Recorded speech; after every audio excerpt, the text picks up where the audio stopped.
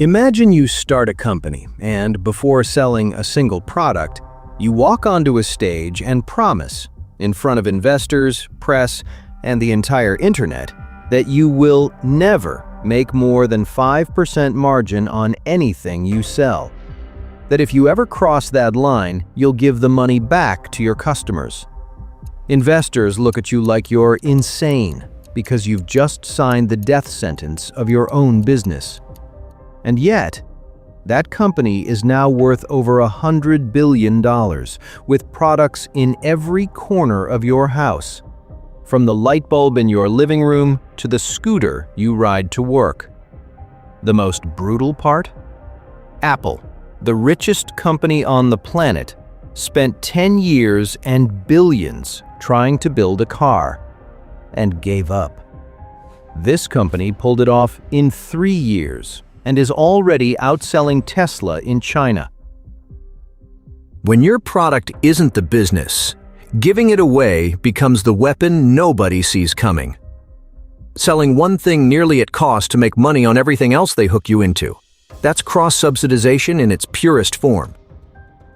This is the story of Xiaomi, the company the world called the cheap Apple knockoff that ended up going where Apple never could. It all starts with a man named Lei Jun. In 2010, Lei Jun was already a legend in China. He'd led Kingsoft, one of the country's biggest software companies. Think of it as the Chinese Microsoft, and was an angel investor, someone who puts their own money into companies with potential. But Lei Jun had an obsession: Steve Jobs. He wasn't just a fan, he studied Jobs, read his biographies, analyzed every Apple presentation, and dreamed of creating something that inspired the same devotion. In April 2010, he gathered 6 co-founders, engineers from Google, from Motorola, industrial designers, and founded Xiaomi in an apartment in Beijing. But what they did in the first year wasn't what you'd expect. They didn't build a phone. They built software. It was called MIUI, an improved version of Android. The masterstroke? They launched it for free on internet forums and let users suggest changes every week. Every Friday, they'd push an update with what users had asked for. That created a community of fanatics, the Mi Fan, who felt the product was theirs because they were literally building it together. Look at what just happened before having a single physical product. Xiaomi already had an army of emotionally invested customers. They didn't sell a phone, they sold belonging. And when they finally launched their first phone in August 2011, the Mi One, the community was waiting with wallets open.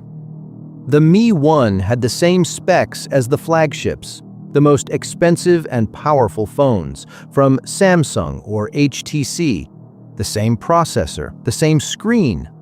But it cost 1,999 yuan, about $300 at the time, half the price of a Samsung. Units sold out in minutes through flash sales, online lightning sales, where they'd put up a limited number of units and people would fight to buy them. No stores, no middlemen, just you, Xiaomi's website, and your credit card. But what really made the entire world talk about Xiaomi wasn't the price. It was the copy.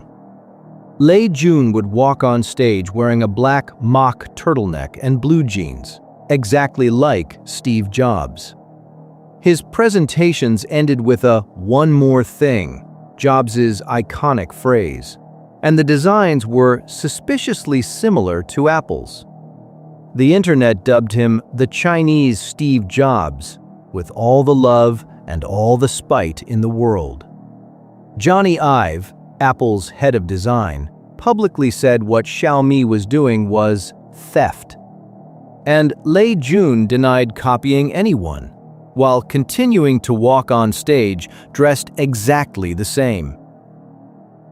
Everyone was looking at the shirts and the presentations, but nobody was looking at what Xiaomi was building behind the scenes. The copycat act was the free show. The real business was being built in silence. Because while the internet was laughing, Lei Jun was executing a strategy Apple never attempted. Xiaomi started investing in startups, newly created small companies, looking for what they internally called ant markets, sectors where no single brand controls more than 10%. Portable batteries, air purifiers, electric scooters, smart light bulbs, scales, rice cookers. Products everyone needs and where Xiaomi could enter with its formula: decent quality, unbeatable price, clean design, and dominate. They invested in over 400 startups, and they all shared two things: the Mi Home app, the control center where you manage all your devices from your phone, and the same principle of minimal margin. The result was that your entire house could be Xiaomi without you even realizing it. You'd buy the phone because it was cheap and good, then the fitness band for $30, then the smartest light bulb on the market, and before you knew it, you had the air purifier, the scooter, and the scale, all connected to the same app, all controlled from the same phone. Over 300 million devices connected to their platform, the world's largest consumer Internet of Things network. Devices that connect to each other through the internet. Every product you buy ties you deeper into the ecosystem. That entire network of devices talking to each other. And gleaning Xiaomi means replacing 10 things at once, not one. By 2014, the formula seemed perfect. Xiaomi was the most valuable startup in the world, $46 billion, and nobody had seen its ceiling yet. They expanded into India, where in 3 years they became the #1 smartphone brand, dethroning Samsung in the most populated market on the planet. A 4-year-old Chinese company took the throne from Samsung in India without having a single store in the country. That's not luck. It's a model that only needs the internet and word of mouth to scale. Everything was moving so fast, so absurdly well, that nobody inside Xiaomi realized the machine was about to break. In 2016, sales collapsed. From 70 million phones sold, down to 41, a 40% drop in a single year. Xiaomi fell from #1 to #5 in China, and analysts started writing Xiaomi off for dead.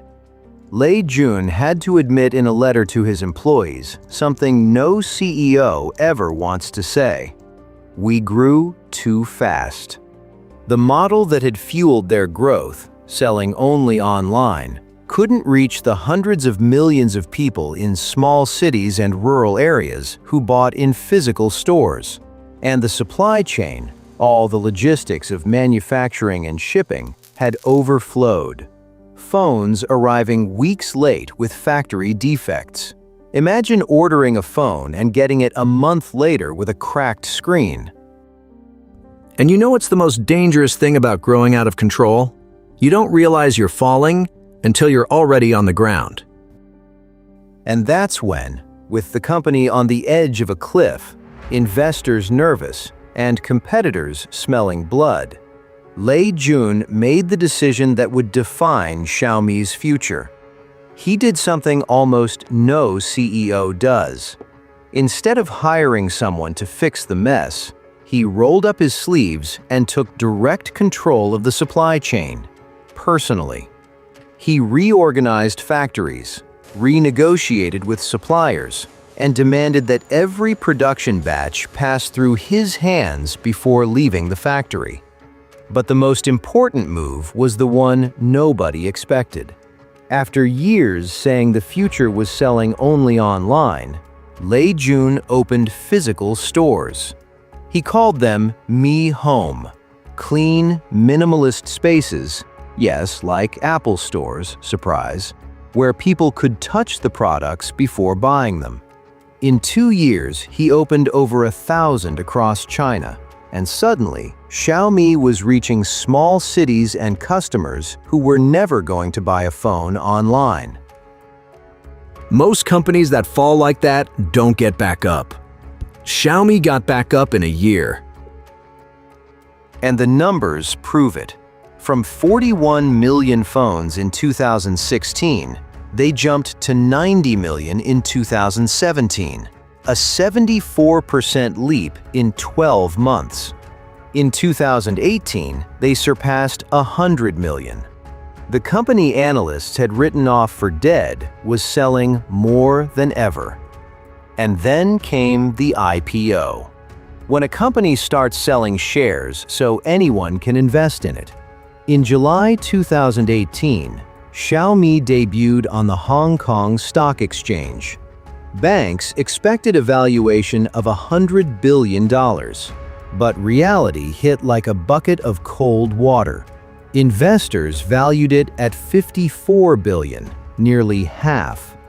The stock dropped on its first day, and the reason was exactly that 5% maximum margin promise.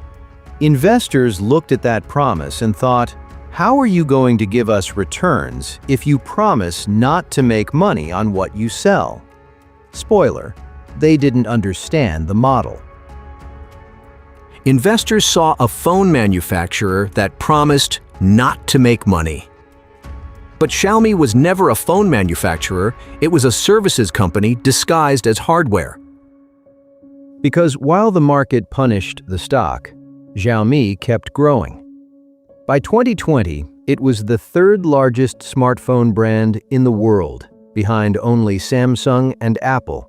And the advertising inside MIUI, its operating system, subscriptions and financial services were generating more profit than the phones themselves. The 5% promise wasn't suicide. It was the fuel for a machine that made money through another door. But Lei Jun wasn't done. In March 2021, he walked onto a stage and said something that left half the world speechless. Xiaomi was going to build electric cars. He called it, "My last great bet," and promised to risk his entire reputation and everything he'd built. Planned investment?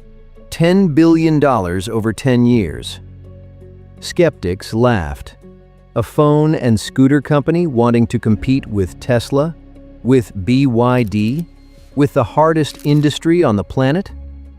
But in December 2023, less than 3 years after the announcement, Xiaomi unveiled the SU7, a 4-door electric car priced at $30,000, $4,000 less than a Tesla Model 3 in China. In March 2024, deliveries began, and in 230 days, 100,000 units had rolled off the factory line. To put it in perspective, Apple, with all the money in the world, had spent 10 years trying the same thing with its Project Titan. 5,000 engineers working on the most secretive car in Silicon Valley.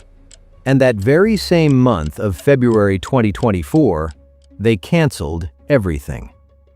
10 years and billions for nothing. Xiaomi did it in 3.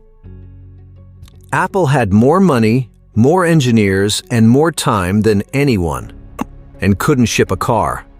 That Xiaomi shipped wanting 3 years, speed of execution versus paralyzing perfectionism.